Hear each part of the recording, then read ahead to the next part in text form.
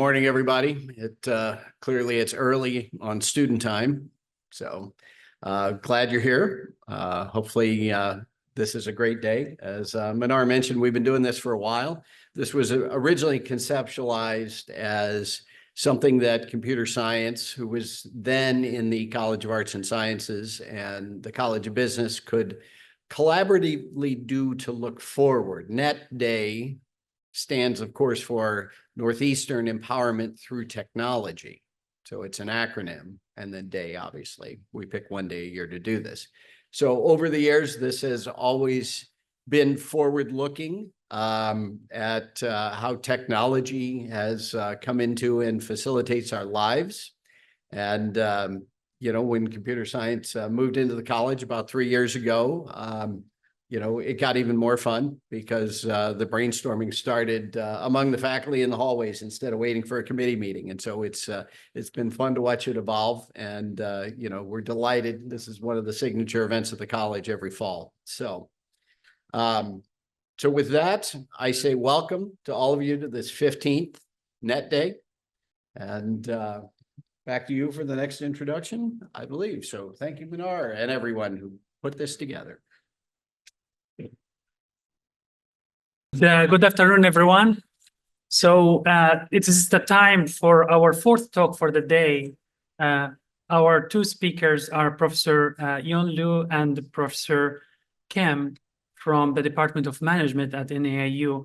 They will be accompanied by a group of students who will present their work and their impressions about this very important session.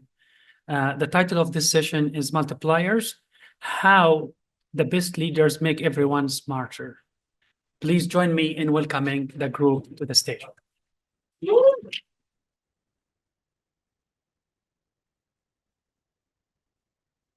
Great, thank you so much. This is so exciting. We've been doing the one book per semester for a very long time. We have read so many different books, and this time we have read The Multipliers, and I am very appreciative for you showing up here today and the students who are going to discuss the book. So the format we are going to follow is I'm going to turn it over to Dr. Kim, who's going to introduce the students. And at the end, we are going to come back together to for a Q&A session. Hopefully you are going to have questions or experiences that you may have had similar to what is being discussed. So thanks again for being here, and I'm going to turn it over to Dr. Kim. Yeah, of course.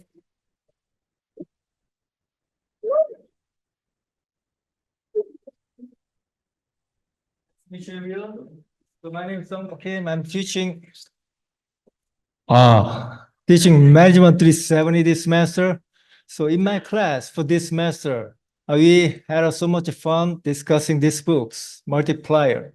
So this book is, the idea is simple, but it's a implication for organizations, very profound. So I'm so excited for this event. And four of my students agreed to make a presentation. So I really appreciate them. So let's see where we have. So Cassandra, can you stand up a little bit? And Eve, Alex, and Eve, yes, Eve, Cassandra, Tatiana. Sorry. So we're going to have these four presenters presentation and followed by Q&A. So yeah, let's have some fun. Okay. Yeah.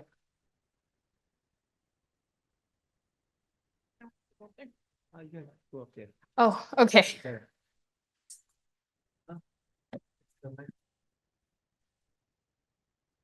All right, guys, cut me some slack because I don't think I've ever used a clicker before, so we'll figure it out together. All right, so hello, everyone. My name is Cassandra Garcia. I am a third-year marketing student here at NEIU. And I'm going to be talking about Chapter 1 of the Multipliers book, which establishes the groundwork of multipliers and diminishers.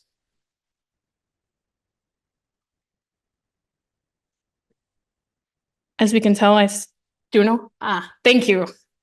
All right, so a brief synopsis of what we're going to be covering. We're going to be talking about Jones and his journey. We're going to be talking about diminishers versus multipliers, what that means. We're going to be talking about traits that they both possess and their commonalities. And then we're going to discuss some unexpected findings that came from the study.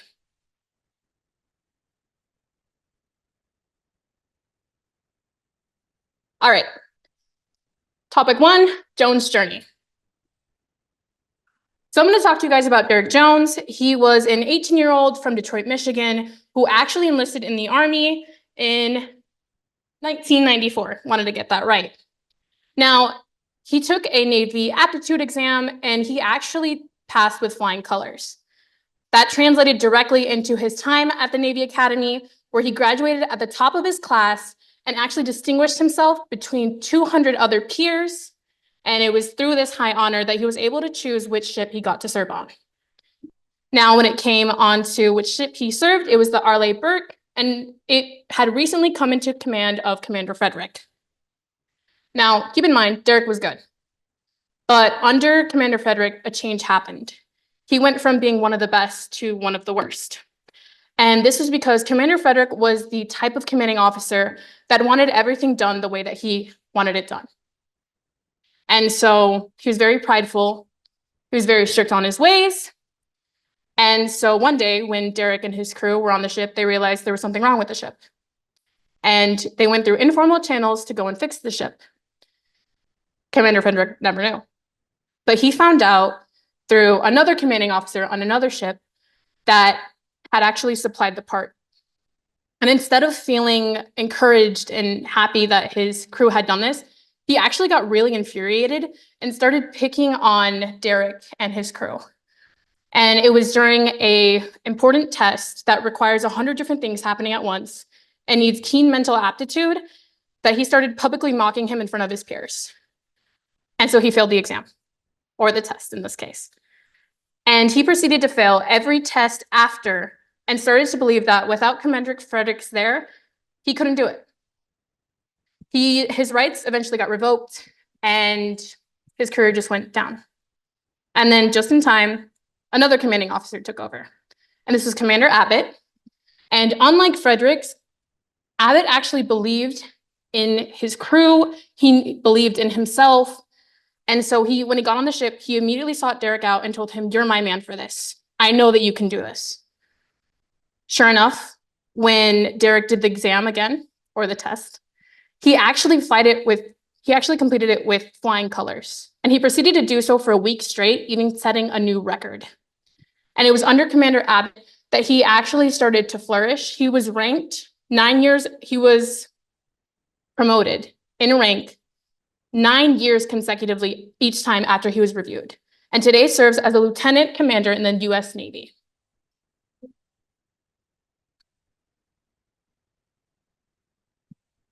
So what made them different? Commander Abbott and Commander Frederick fall into two different categories. One is the diminisher and one is the multiplier. Diminishers have a fixed input on intelligence. They believe that what you're born with is what you're stuck with. You cannot grow. They tend to accumulate more resources, saying mine, mine, mine, always taking and never giving. And they tend to think as one, saying I'm the leader, I'm in charge, you listen to what I say. Versus multipliers, they kind of have an open mindset of intelligence. They believe that people could grow, and they believe in independence and having their crew or workers underneath them, letting and believing in them that they can grow on their own. And on top of that, instead of acquiring all these different resources, they actually reevaluate the resources that they already have. And this can be explained into either acquiring, addition, or multiplying. Next slide, Dustin. Thank you.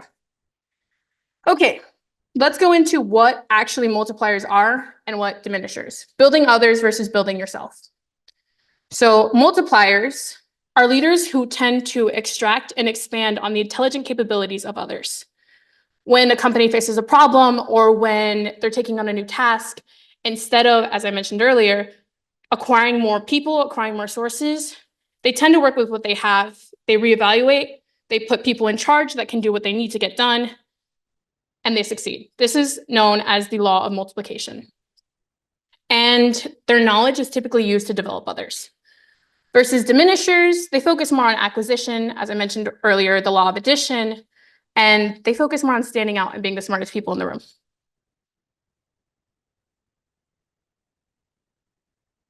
So a study done by Liz Weissman and their peers actually concluded that multipliers get 2 times more out of their employees versus diminishers who get less than 50%. And this study focused on people who had worked under multipliers and diminishers, and we found that to be credible.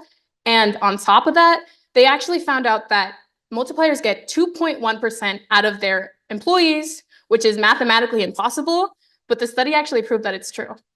And it focuses more on extracting and expanding on the intelligence of those underneath them. So, traits and approaches. Before we find out the differences in multipliers and diminishers, we actually have to understand that there's some commonalities between them. So 1, they're customer driven. They care about their customers, about the experiences, so they will do their absolute best. They both have market insight. They're extremely knowledgeable in what they do. Their approach is just slightly different. And their self-perception. They think of themselves as intelligent, and most of the time they are, but they also think of themselves as leaders. Now, what sets the multipliers apart versus the diminishers? Multipliers, for one, their first trait is their attraction of talent. People want to work underneath them, and they tend to flock to them and stay with them.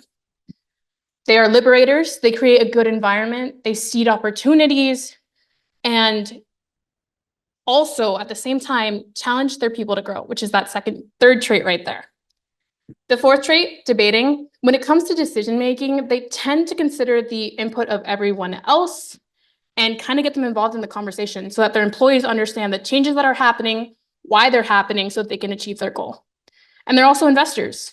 They want you to grow, so they have high expectations.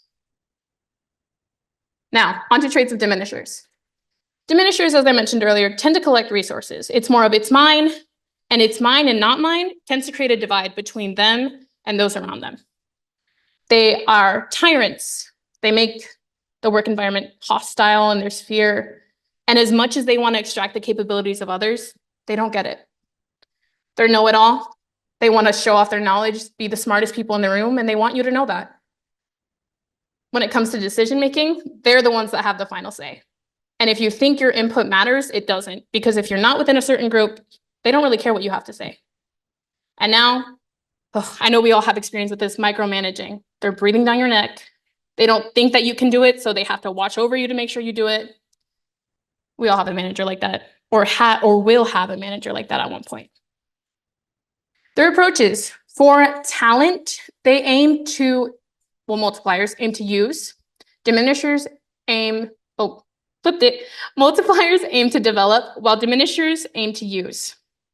For mistakes, multipliers tend to grow from them, while diminishers tend to blame others and for their own error. Directions, multipliers tend to challenge people, while diminishers tend to dictate. Decision-making, as I mentioned earlier, multipliers tend to ask for feedback, while diminishers don't really care what others have to say. And how things are done, multipliers actually offer support and allow interdependence. Versus diminishers, they tend to micromanage and achieve the results because they're the ones who drive it. Now, the study also revealed some unexpected findings that I didn't really consider. So the first one, instead of feel-good managers, multipliers tend to have a hard edge. Employees underneath them, instead of caring about what they get out of the relationship, it's more about the satisfaction that they feel while working underneath them and being pushed to grow. The second, they don't make themselves small for others to shine in the room. In fact, they play big, and they expect you to play big as well, but they do so in a way that actually encourages you to want to step up and to want to join them in playing big. 3, they have a great sense of humor. I would love that. And they tend to laugh off at errors and at situations, and they're just good people to be around. And then 4, which was perhaps the saddest part in that first chapter that I read, is that there's accidental diminishers. There's people who have good intentions and who want to be multipliers and have the heart and mind of it, but because of their work experience, they've been kind of forced to act as a diminisher. And that's it for my slide.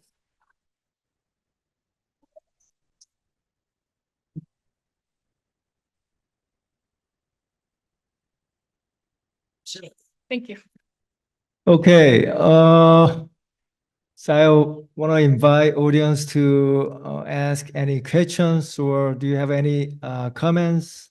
Please share. Yes, first person to raise hand. Yes.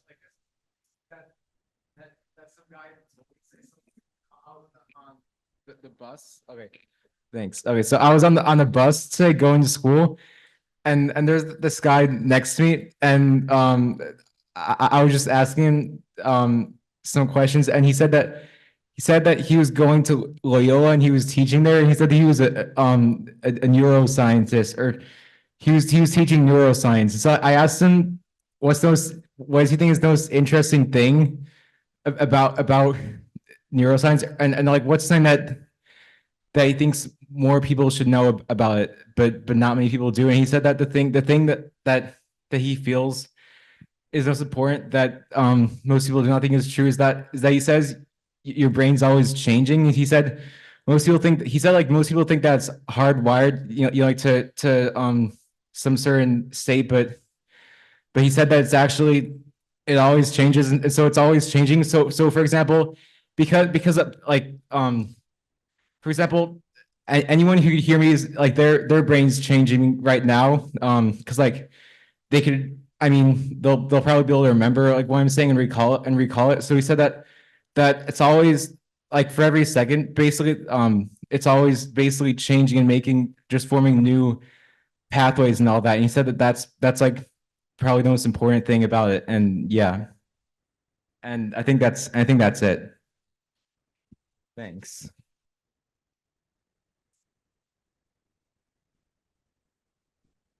Thanks. Well, yes.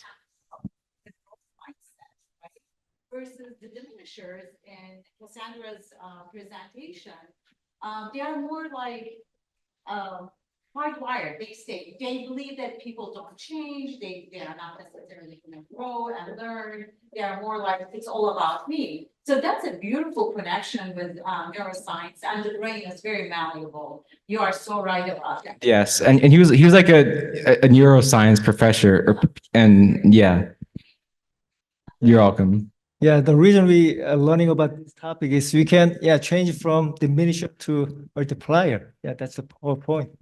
So I think, yes. Thank you. So, my question was, are the multiplier and diminishers, are those limited to just leadership positions? Can I be the multiplier or diminisher if I'm just a simple employee at a company? So actually in the book, it mentions that multipliers and diminishers extend far more than just the workplace. So they could be your parents, they could be professors. It doesn't strictly apply to business. It could be anywhere. Do I have to be in a leadership position, right? So like a parent over a student, what if we're just all equal at a company, right? You can be a multiplier or a diminisher at any position, for sure. But obviously, if you're in a leadership position or a parent who's making an influence on other people, the impact is going to be a lot more. But yes, you can definitely be a coworker who's a multiplier, and you would be that core networking module, right? So that's a very good question. And I'm going to return this to you because. Yeah. Thank you. So I just want to thank Cassandra for the presentation. Vamos Alpha, you already know. So I like this chapter because it talks about diminishers, it talks about multipliers. And here at NEIU, there's a lot of multipliers, like you said, both in faculty and both in students. So like everywhere, like everybody that I talk to here in the university, they're all multipliers. So that's why I really enjoyed this chapter. So thank you. Okay, in the interest time, let's, one last one, Yes. and then let's move on. I had a question about the traits and approaches. I know she mentioned that they are common, both multipliers and diminishers with the market insight, but I want to know how. Can you repeat the part at the end of the? How are they connected? How are they common between multipliers and diminishers in the aspect of the market insight? Was that in your presentation? Yes, okay. I'll bring this back to you. I don't know if I need to stand up or sit down for this, but essentially The thing that really ties them together is that diminishers and multipliers are both really intelligent and really good at what they do. Typically, they've grown up thinking that they're the best of the best, and they are intelligent. So that market insight plays there, where like both multipliers and diminishers are smart people. So they have that market insight, whether it's through work, whether they gained it through school, they're able to have that ability because they're smart. So they do have it. It's just different on how they actually apply it. That both of them can be very smart, but the biggest difference is the diminisher is the genius and multiplier is genius maker. So that's the big difference. Yeah. So let's move on to the next person. Alex, are you ready? Make sure you talk into the microphone. Make sure you talk into the microphone. Okay. Talk about that as well, which is very interesting.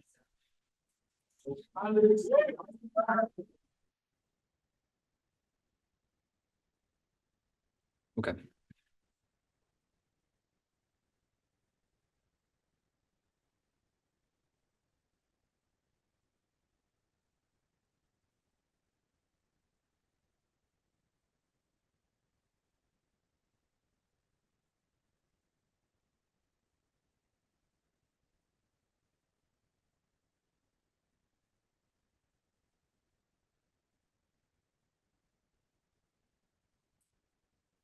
Good afternoon, everybody. I hope everyone's having a great day so far. So my name is Alexis Morales, and today we're going to be going over the book Multipliers, How the Best Leaders Make Everyone Smarter by Lise Wiseman. So today we're going to be specifically going over chapter 3, The Liberator, and we're going to be focusing on overall the chapter summary, also focusing on the characteristics of a liberator and a tyrant. Also the steps to becoming a liberator and also the 3 practices of a liberator. And not only that, but we're also going to be going over some of the traits of a diminisher or a tyrant, as well as I'm going to be giving you helpful tips to avoid becoming a tyrant or a diminisher. So first, let's go over the overall chapter summary.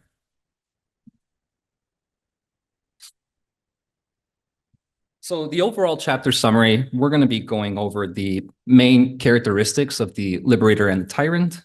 We're going to go ahead and give you a little bit more insights of exactly what those are, those specific traits. And it also pretty much just, the chapter summarizes that it encourages mistakes, you know, that it actually wants you to go ahead and make mistakes. Like they're welcome. They're encouraging you to do that so you can learn and grow from them. It also is going to make you realize that your voice and your ideas do actually matter and that your voice can have an impact in the company. And it's also going to give you steps on how to become a liberator. So now that we've gone over the overall chapter summary of what it covers, let's go ahead and now go into some of the specific traits of a liberator and a tyrant. So a liberator is, you know, a leader of people who offer their best thinking and engage their full thinking or brain power, and they create a intense environment so you can have an opportunity to grow. They also give their full effort and will go out of limb and learn quickly from any mistakes. As far as a tyrant now, they create a tense environment and they inhibit people's thinking and capabilities. They do not create a safe environment to share ideas. They really don't want anyone to share their ideas because, you know, they think they're top notch and they think that only their opinion matters. In the real world, it really doesn't. It's better if you have everyone's ideas sharing. And they also punish mistakes instead of, you know, and ignore them when they actually be used for you to grow. And I'm actually going to be connecting to my life to this because I actually have a current manager right now who's a tyrant. Obviously, I won't name, but you know, the moment she walks into the building, everyone starts to tense up, including myself. Like, and managers even say, "Oh no, like, what am I going to get yelled at now? You know, for my mistakes." You know, and it just really does create a tense environment, and I feel it. Versus my personal manager for my department, he actually asks for my ideas and my opinions, and it actually makes me feel like I actually matter in the company, and my, that my opinion does matter and I can make a positive impact.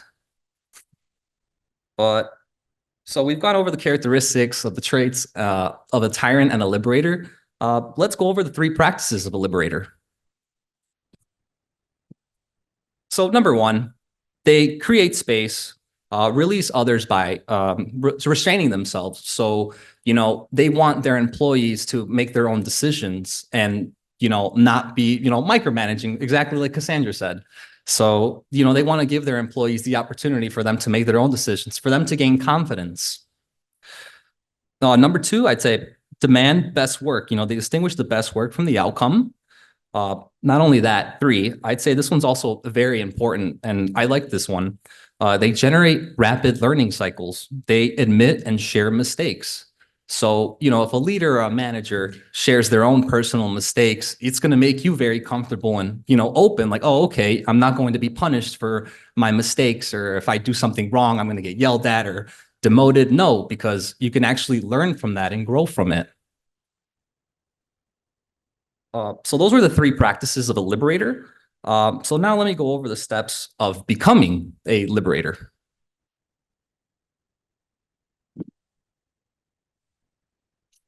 So number 1, play fewer chips. So what I mean by that is speak when it's only absolutely necessary.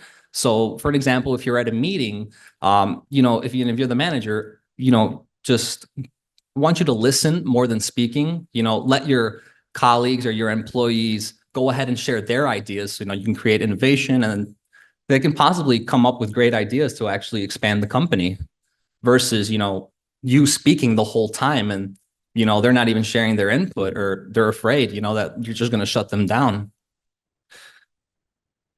Also, label your opinions, and I'd say that's very important as well. What I mean by label your opinions is if you have a soft or a hard opinion. So when I say soft opinion, I say like an easier alternative for a perspective for people to consider, versus if you have a hard opinion, more of a directive, like opinion that you want your team to follow.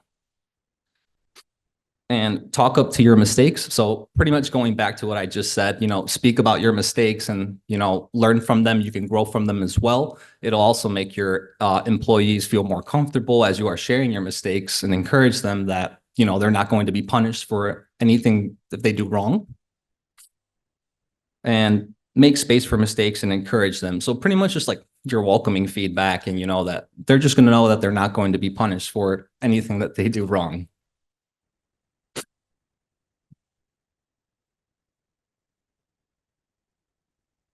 So now let's go ahead and go into the diminisher's approach. So diminisher's approach, they create a bad reputation for themselves because people will not want to work with them. They also create anxiety in the workplace. Like I had mentioned before with my other example, as soon as the manager walks in, anxiety is everywhere. You can even feel it. Even I feel the presence. I get nervous once the general manager walks in, because I'm afraid I'm going to get criticized or get a write-up or for something little that I do wrong. And only diminisher's approach, you only get about 50% of value from the resources they paid full price for. What I mean by that is managers are not getting unlocking the full potential of an employee if they are, constantly always diminishing them and punishing them for their mistakes. By unlocking their true potential and actually trying to get their ideas, it can actually have a positive impact in the company versus, if you actually ask for their input and welcome feedback. But as far as a diminisher, no, they don't. They don't unlock the full potential of what their employees can actually get out of that. And let's see. So last but not least, let's go over some helpful tips for you to avoid becoming a diminisher. I'd say this is very important. Treat employees below you as the same level as you are. So it doesn't matter if you're a CEO, top management. I want you to be treating the employees, like the entry-level employees, the exact same way. Their opinions and ideas do matter. You know, don't make them feel just because of that position they have that their opinion doesn't matter, when in reality, it can have a really big positive impact and make your company grow.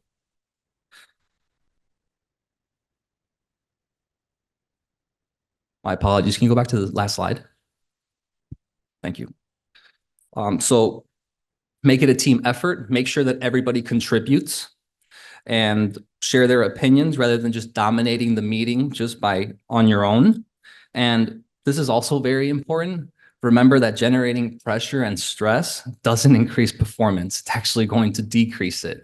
You know, by doing so, it's going to create so much anxiety and stress that people are more than likely going to be making mistakes just because they got all that stress and pressure. And a quick example I will love to give, one of my managers we were trying to open up on time and we had forklifts going back and forth like crazy. And then an accident happened because they were rushed and they were put under stress. And unfortunately that employee was out for months just because the manager wanted to open on time. And last thing I would add is definitely don't micromanage. Make sure you give your employees the opportunity for them to work on their own and they can make their own productive decisions, to give them that confidence. And that will definitely, your employees will definitely appreciate that.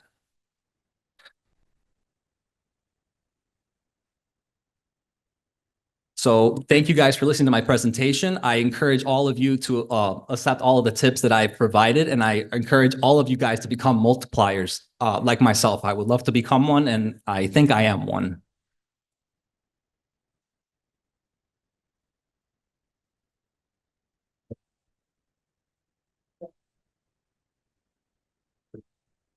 So,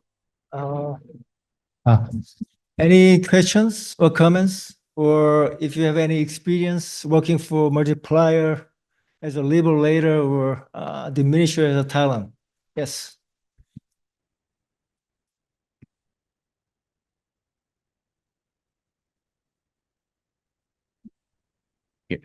I have a question for myself in the part that you say the difference between a tyrant and becoming a multiplier is about there is plenty of space for the mistake. But if there's plenty of space for the mistake and there's like no penalty, so how are they developing if they are just based on and like I make mistake, it's gonna be fine, and they would just get kind of like going bad because they think they have no penalty, they can do mistake over and over, and they have lost their own willing to be better. Okay. So, yeah.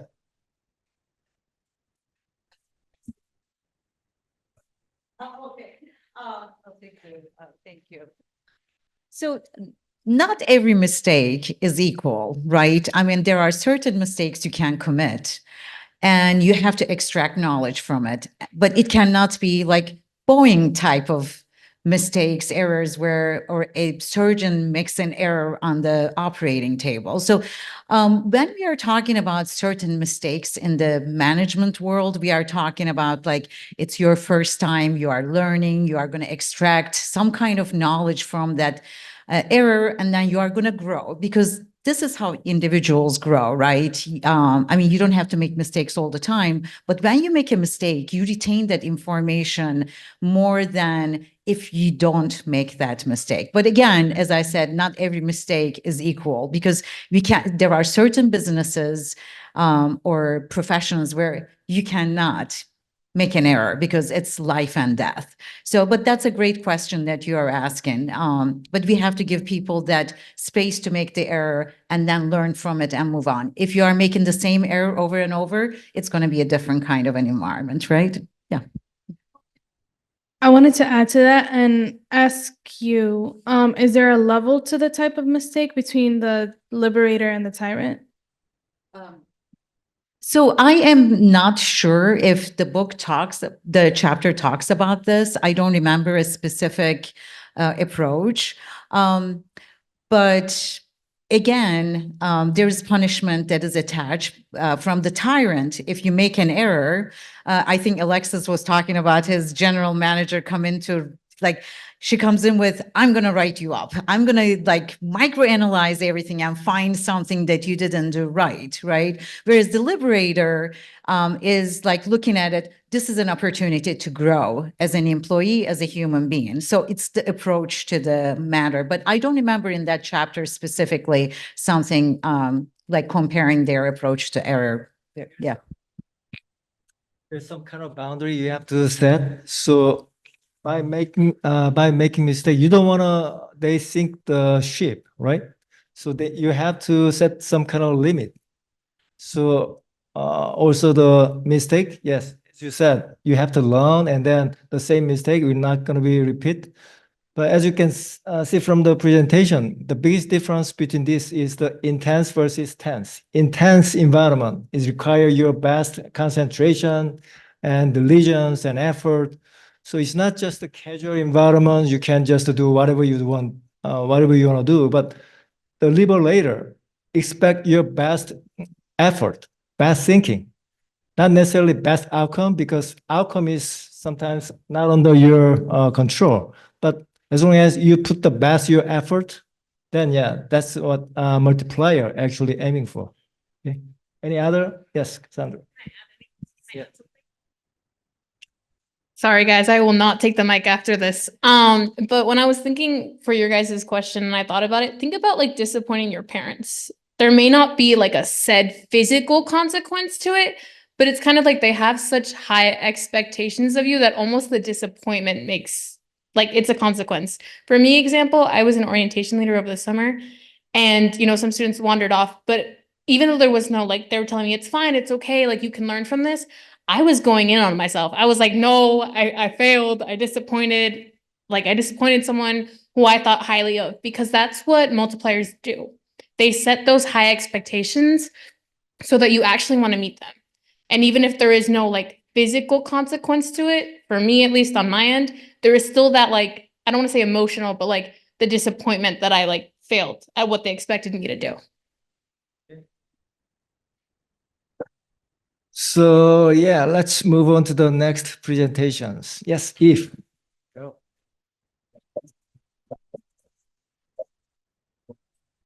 Sure, you're talking to me. Hello, everybody. My name is Ivy. Please bear with me. I worked on this last night, but I'm going to be chatting about how we can embrace the multiplier mindset and how it can transform leadership and build more smarter and effective teams. So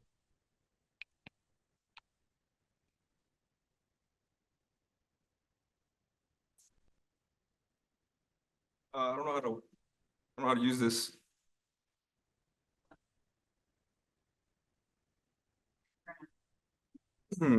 Okay, so first slide.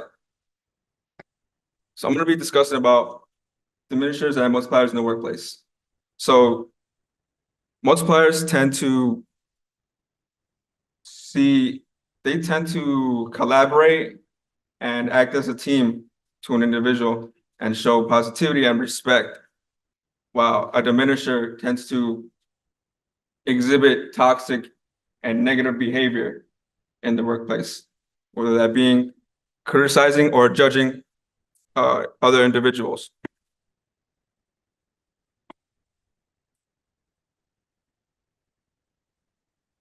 Okay, discussing about multipliers. So a multiplier tends to encourage new ideas and they approach the room with an open mind.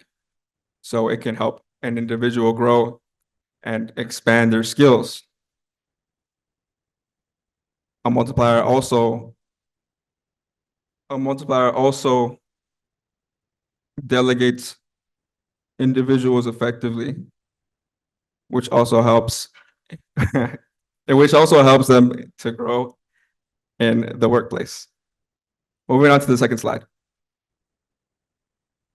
A diminisher is an individual who tends to be very ego-driven. So in a sense where they do most of the work themselves. And they subtly exhibit certain behaviors that show toxicity and which can affect an individual's mental well-being. Moving on to the third slide.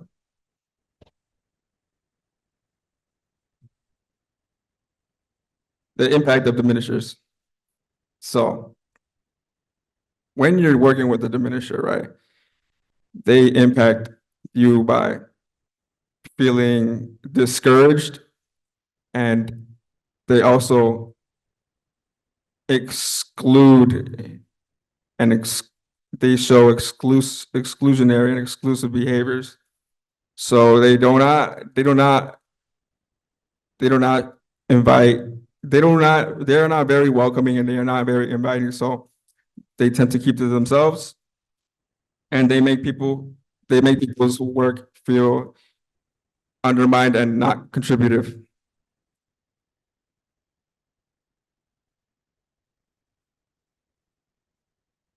Identifying diminishers. So you can identify a diminisher when you see micromanagement in the workplace, when there's not enough, you could tell by the work style if there's not enough getting done, or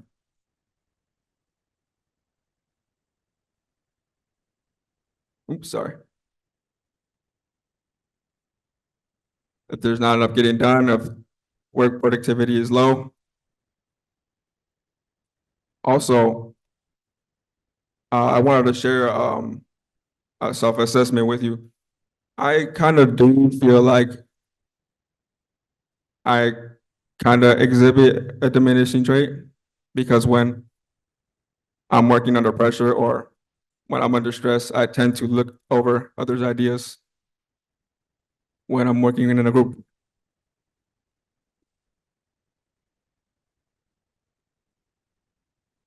On to the next slide. Okay. Comparing the diminisher to a multiplier. So when you're trying to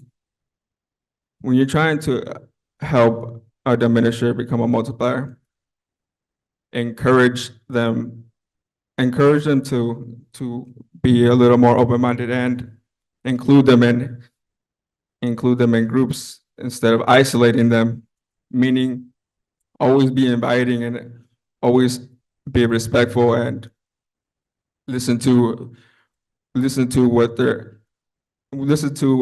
their values and what are they getting out of certain things in the workplace. Also encourage those leaders to offer mentoring or leadership courses so they can grow and step out of that mindset that are old methods. Tackling issues incrementally. So when tackling issues with diminishers, try to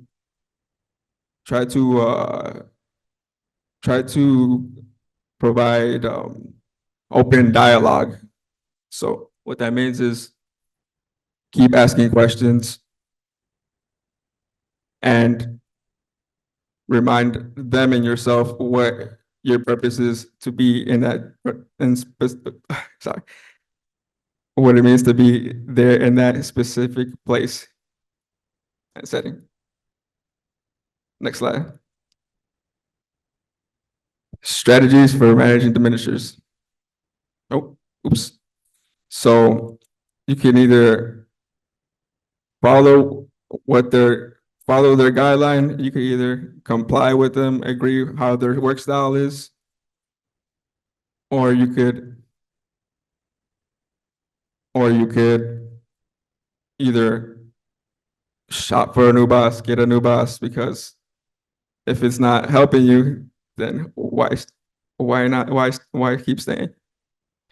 Next slide. All right, so I'm going to share with you some personal experiences working with a diminisher. All right, so there was a point in time where I was working in an office setting and I felt undermined, and there were moments where that boss exhibited behavior that wasn't conducive to my work experience. Also, there were like signs where that person was showing toxic behavior by making jokes out of my expense, criticizing on how I approached the job. Next slide. Wrapping it up, all right, guys? All right, so a multiplier advocates for individuals, so they want to help them grow, while a diminisher stays stagnant and they stifle innovation. So they are not open to new ideas. They are very closed-minded individuals. And that's what I have for right now. Thank you, everybody. Yeah, good job. Yeah, let's have another discussion. So anyone have any questions, comments, or experience to share? Yes.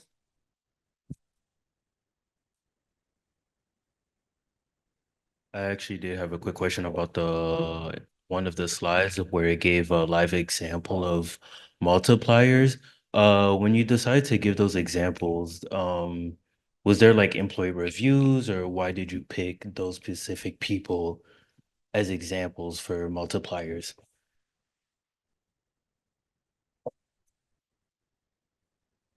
If we go back to the slides that you listed a couple CEOs as multipliers, why did you pick those specific CEOs, and what have they done or what have they shown that proves that they're multipliers?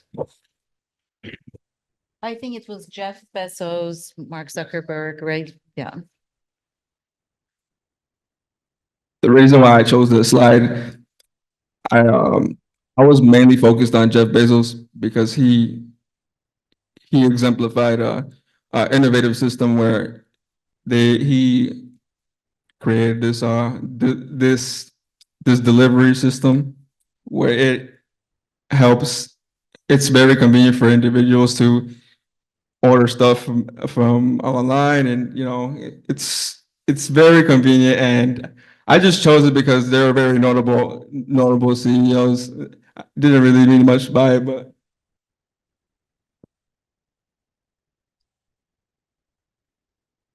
So Any other questions? yeah, relate to this question actually. We hear this day we hear a lot about the Tesla CEO Elon Musk. So what do you think? Is diminisher or multiplier in what way? Anyone want to share your thoughts?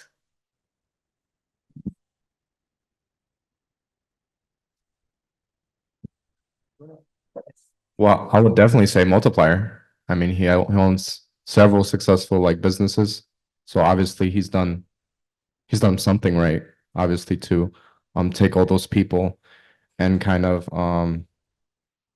also just especially with SpaceX, right? He's redesigning like even the rocket engine, right? That takes a lot because looking into that, people might be a little foreign to that. They're saying, well, how do you want to change all this up? We've been doing this for this many years, and now you want to change it all up and you want to redesign something that's already kind of working. And so he's taking kind of like these risks, but by taking these risks, he's making sure that also the people around him are comfortable. Even though he's taking risks, they're saying, hey, I'm here, and this is our strategy going forward. And if the people around him are comfortable, then the company will succeed. And I think that's been shown. Yes. So I'm a Microsoft engineer, and at Microsoft, Bill Gates is a huge important figure. So Microsoft was made possible not just through the innovative technologies that were made there, but most importantly, how it was created, how it was produced, and truly it is the people, right? So All those teams that are currently working at very intense technologies was all made by the fact that Bill Gates has established a good reputation, but also he has delegated good work. He has trusted people. For example, we have Satya Nadella, who is our current CEO there, and he's made great work there to create these teams that will collaborate and innovate together. So That's a great example. And you had your hand up? Yes, I have different thoughts about Elon Musk. I think Elon Musk is like a diminisher because he acquired Twitter by himself because he was one of a person who was be a member, but finally he acquired Twitter and make him like for himself. That means he was not giving an opportunity for other people, and he fired a lot of people like online. So according to the definition that you gave, I gave him like he's a diminisher, not a multiplier. That's a great comment, and I loved your question as well, because a lot of people perceive Jeff Bezos as a diminisher, right? I mean, working at Amazon, it's not for everybody. It can be a very inspiring or toxic environment depending on your personality, and that's what I just wanted to introduce as well. We talk about these like ideas in research, almost bipolar points, right? Diminisher, multiplier, but everybody is a combination of those. It's never 100% multiplier, 100% diminisher, but also the fit between the employees and the leader. Because for somebody, it may work like a multiplier, and for another personality it may really stifle them, right? Some, like you were talking about disappointment in your disappointing your parents, so you need to find that fit as well between the leader and the employees, and it's going to be sort of the context is going to matter as well. So I like your example, but I'm going to turn it over to you. There is like a multiplier and diminisher. Is there any like boundaries with the multiplier and the diminisher? Because, we're living in a society, so we have different kind of perspectives, and there is in a workplace, there is instructions and there is a contract and there's a lot of things. So how do you like really define a multiplier or a diminisher according to a company workplace instructions, policies, and kind of stuff? So what is the boundary? So, we are talking about the soft science here. It's organizational management. It's not like mathematics where you have exact, like a little bit of this, a little bit of that. Here are the definitions. As I said, it's a combination for most people, but also I'm just going to jump to the micromanagement. That was a concept that we kept talking about it. Hey, if you're a new employee in an organization, I'm hoping somebody's micromanaging you, okay? Because it happened to me, my first job out of college, I was thrown into an office and they told me to figure it out. And it was a horrible experience. Nobody held my hand to say, like, here's the ingrown software that we have. We are going to train you first. We are going to hold your hand, and then we are going to release you to the wild. So, all these concepts, we talk about it, but there are elements of it that are necessary in certain situations. So there is no she's obviously trying to make a concept of diminisher. Somebody, like approaching you when you make an error, do we make harsh comments about it, or we say, okay, this was an error, we are going to learn from it and we are going to move on. We still believe in you, versus Alexis's general manager who comes in and terrorizes everybody, right? So. Hey, any other comments, questions? Okay, let's move on to our last presentations. Tatiana.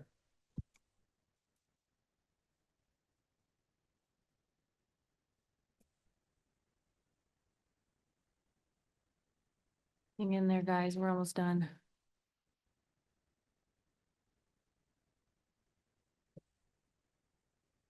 Okay.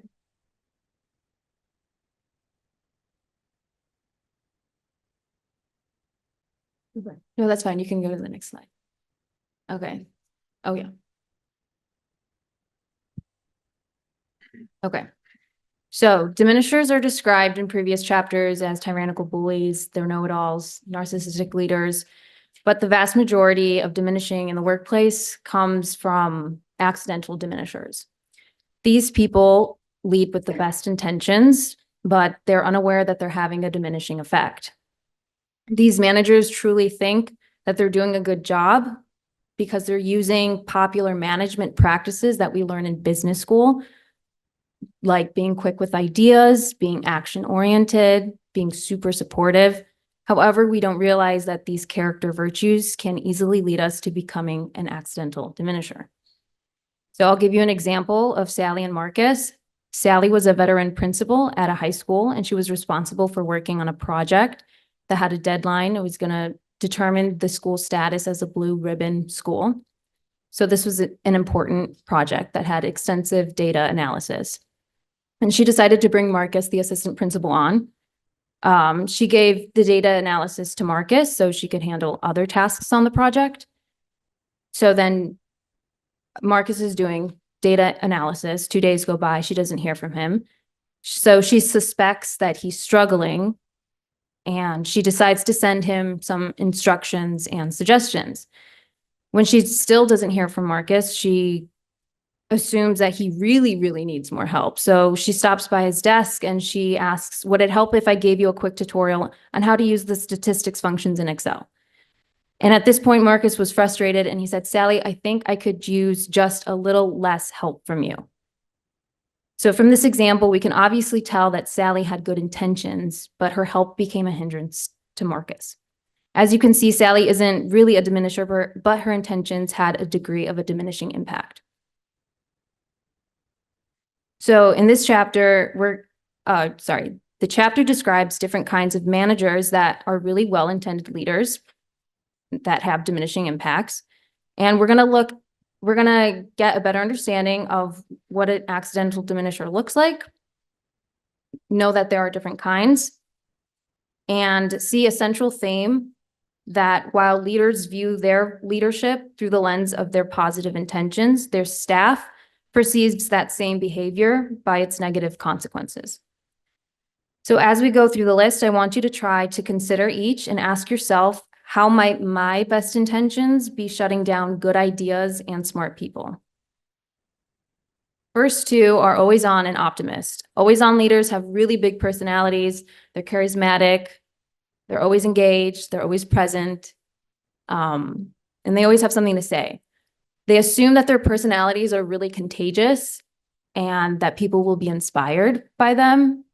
However, as this leader is expanding, others are suffocating and people find this encounter exhausting.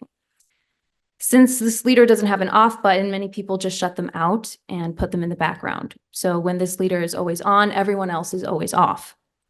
The optimist is similar because of its positive attitude. This glass half full person is not checking in with the people around them.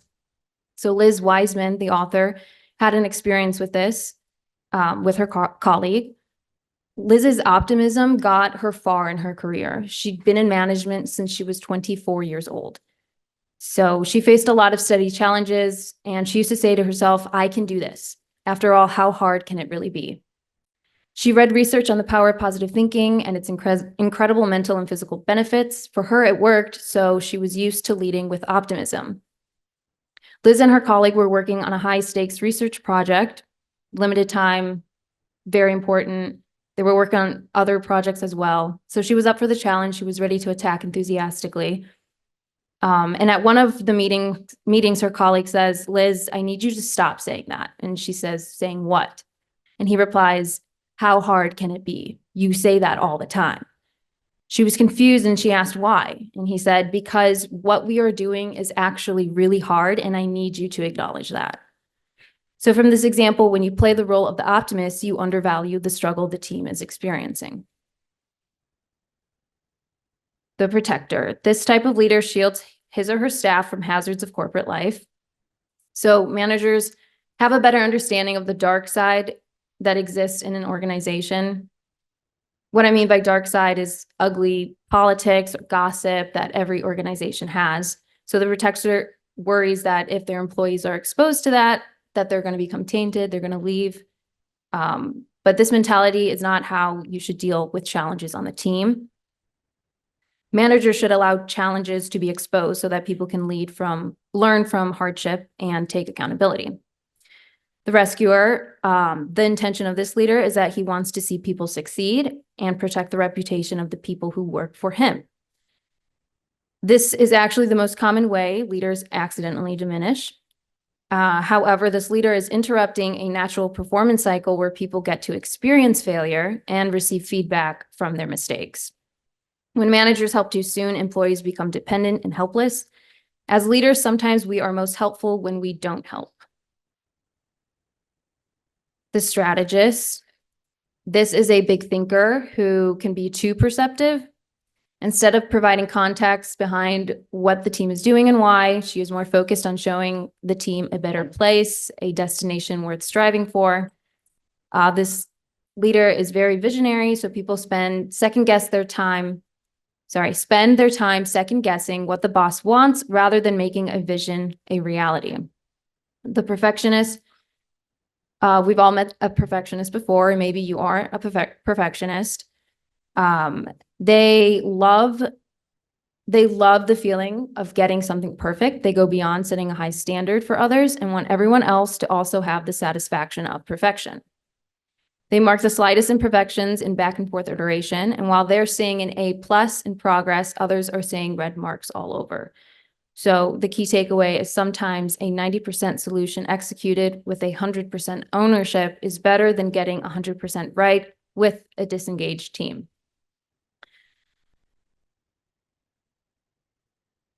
The pace setter. The intention of this leader is to set standards for performances. She takes the lead, sets the pace, expects people around her will notice, follow, and catch up. So if a manager wanted to set the standard for quality customer service, she increases the time she spends with customer service. Employees do catch on, but they never catch up because they assume that this role is an executive role and they recognize that the widening gap between the pace setter and themselves are growing and they simply give up. They can't catch up. So as leaders, sometimes when we run faster, others walk slower. The rapid responder, the intention of this leader is to keep their organization moving fast. They want agility, fast turnaround. They pounce on problems and figure things out in a fast-paced manner. Again, an issue with the rapid responder is the same with the pace setter. The employees learn to let the boss deal with the issues, and it generates low-grade apathy. So leading with intention isn't hoping for people to notice your quick responses, your overly supportive efforts, or your attention to the smallest detail. This is how diminishers think, and most are unaware that these tendencies even have a diminishing impact. Leading with intention means being self-aware of your vulnerabilities. You'll learn a lot about your vulnerabilities by asking people you lead to share their insights. Becoming a multiplier usually means doing less talking, less responding, less convincing, and less rescuing. Doing less to achieve more is more instructive than your intuition. And you can take the quiz on www.multipliersbook.com. Okay, good job. Tatiana.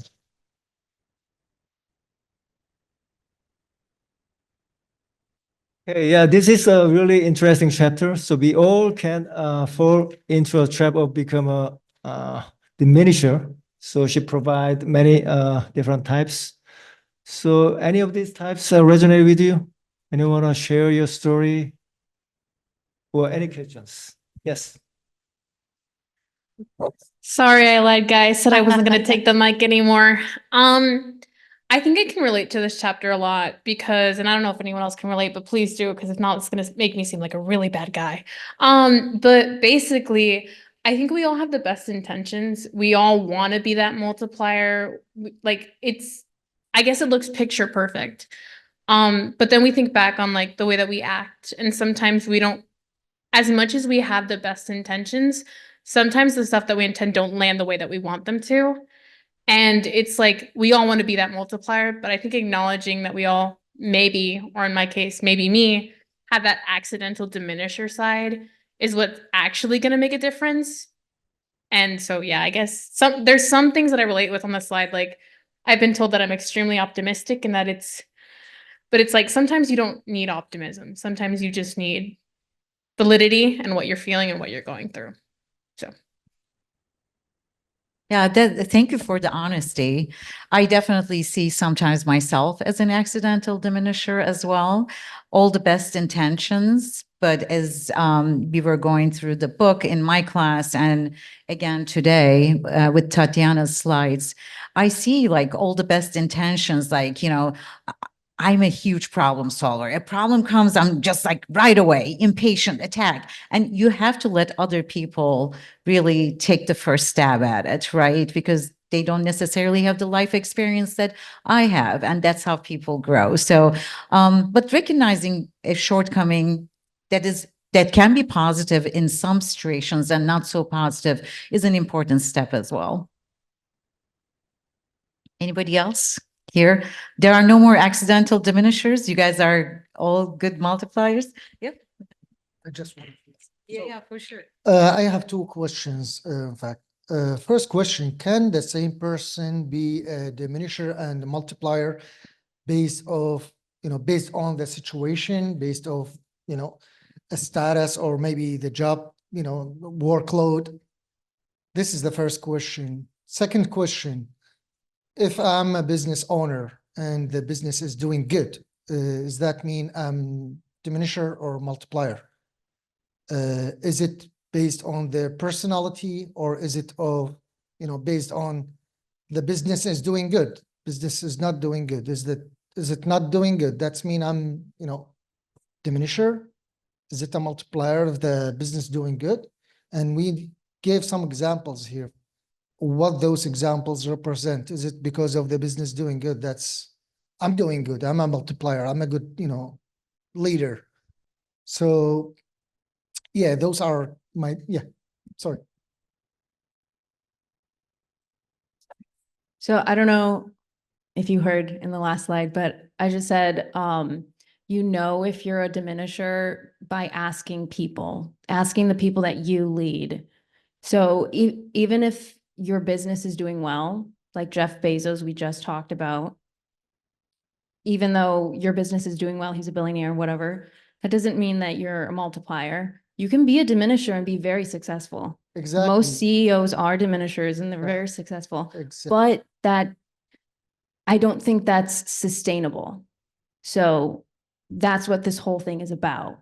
You want to retain your people because, like he said, people, we are what make the company, So that's why I'm saying, like, you have to ask people around you. You have to be self-aware of what you're saying, who you're saying it to, all that. So, yeah. That's a great way, but based on diminisher definition, or let's say the definition, it's not like a person who will ask for opinions. What do you think? I'm doing good. Are you happy? Do you need some help? Are we doing good? I think he will more like be surprised people. He will, keep people. He will not care about people.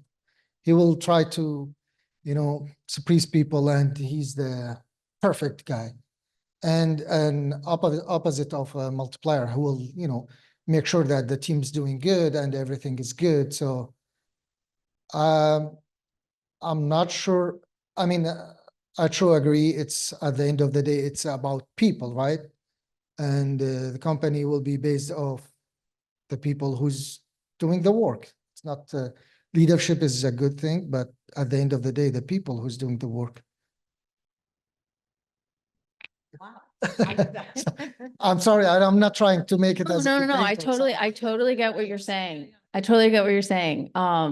Like I said, I think in the long run, you're not going to have your company anymore. I think it's like we see it now. Culture changes. With Gen Z, we care about how we're treated and how managers treat us.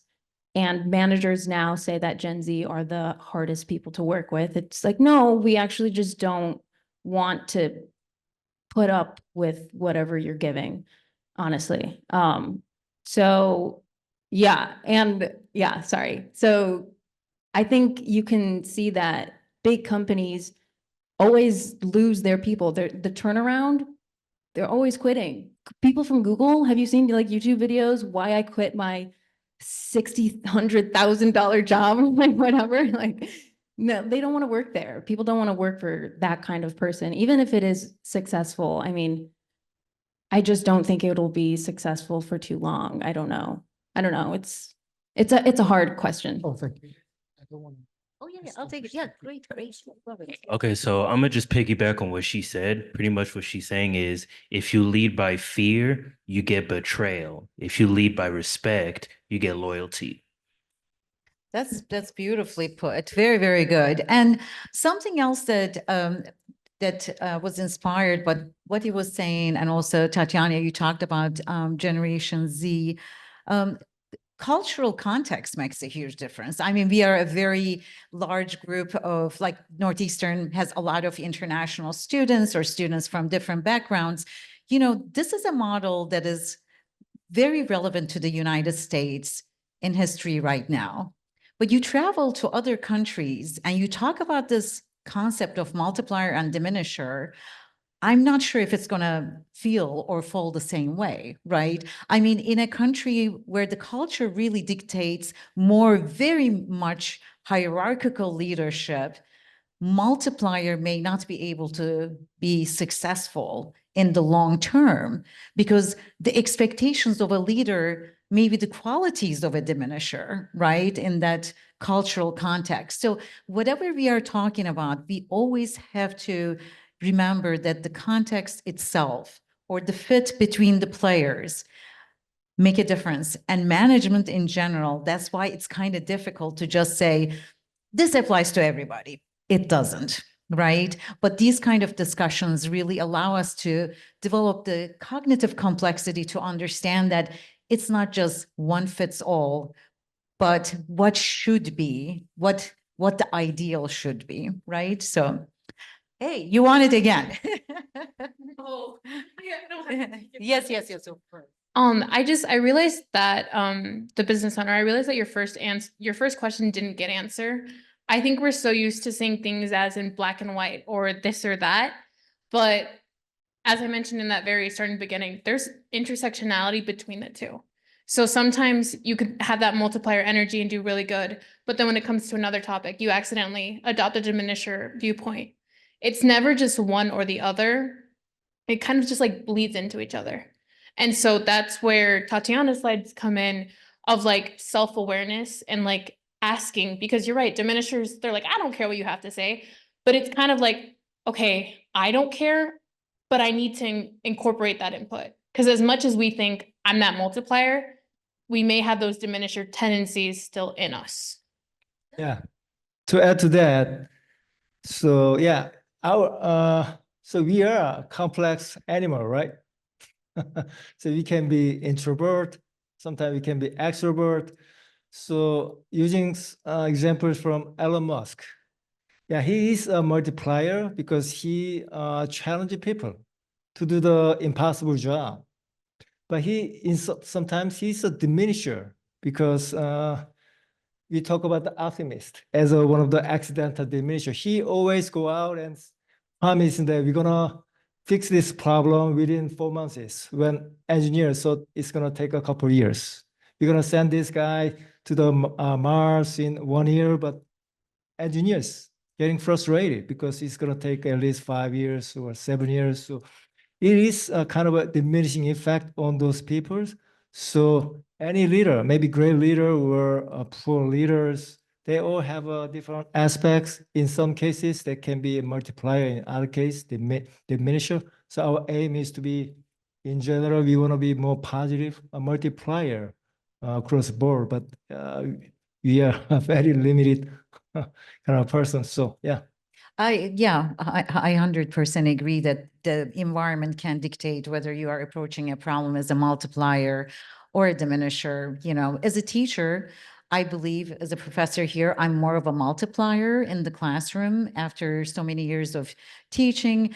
But some of my personal interactions outside of the school, I could see the accidental diminisher arising. And that is different than diminisher too. Accidental diminisher, I think something you kind of straddle both worlds, but maybe personal outcomes kind of impact how you approach it, right? So that was a great question. We are all complex, right? I mean, definitely. So, yeah, you wanted to say something? Yeah.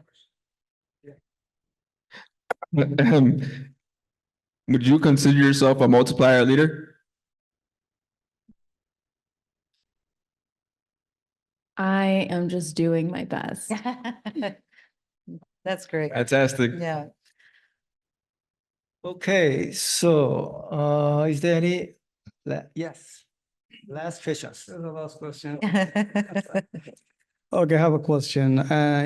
When you do something like research, there is like a pros and cons. Mhm. So mostly we talk about the pros of multipliers. Is there any, cons for a multiplier? Because we just, pointing like diminisher is not Yeah. good and accidental is not good. And is there any cons about multipliers? Because I didn't see anything about, That's a great question. And as management professors here, something that we constantly talk about is too much of anything is not going to be good. Okay. So, or too little, too much of, giving space or too much giving space for errors or too much positivity. I think that's why they moved that into accidental diminisher. You have to find a balance. And the thing is, the most difficult thing, a balance in one context doesn't translate into a balance in another area or domain. That's why you have to constantly adjust, right? You may be a multiplier in one organization with a certain set of cultural environment, but when you move to a different organization, your previous acts or experiences may not translate. So it's constant adjustment in life. And I would say that nothing ever is like, oh, always be like this. I think there are times for micromanagement. There are times for being positive or expecting perfection. But there are also times when you need to tone those down because your audience or your group members are different people. So, yeah. I just want to thank you and your students. They were amazing. I am just so, so proud of you guys. Round of applause. Good job. Okay, everyone, thanks for your time and also active participations. I Thank you. appreciate it. Thank you for coming.